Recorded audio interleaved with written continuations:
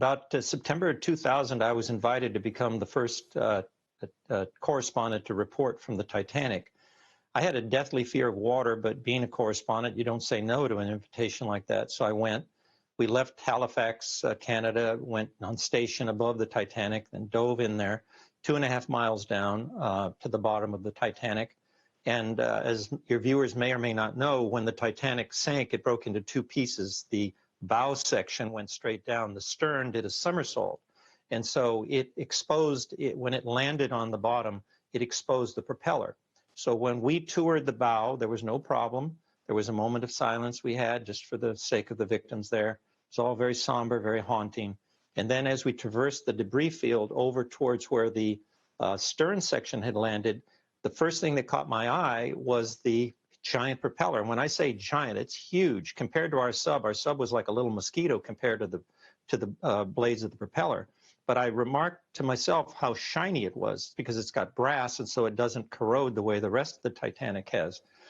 And as that happened, as I was just dazzled by this giant propeller, I noticed we were speeding up, and that seemed strange to me. I thought we should be slowing down.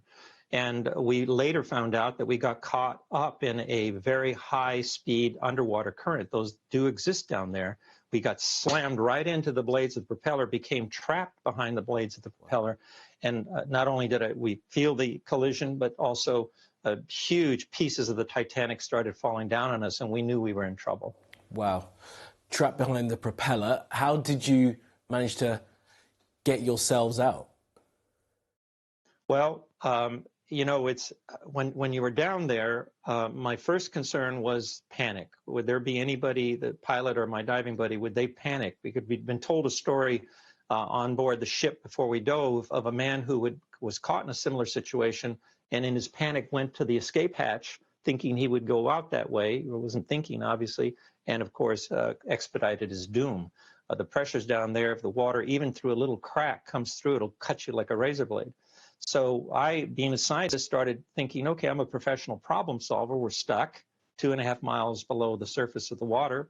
How do we get out? And it took me the better part of a half hour or more as our pilot tried to jog us out and he wasn't succeeding.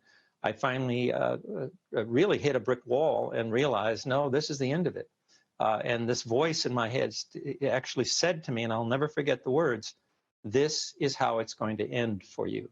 And for me as a correspondent who'd been to the North Pole, the South Pole, I'd covered Persian Gulf War and other places where I was in harm's way, always managed to survive it. For me, that was a bitter pill to swallow. And I thought of my wife, I'd never see her again. So I don't like recalling that experience.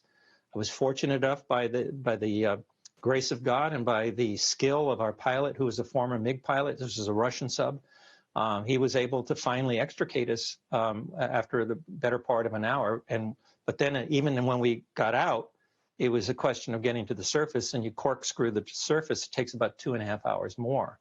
So it's an experience that I'll never forget in my life. And my heart goes out to these people who are lost. I'm just so sick to my stomach to think of those poor people down there.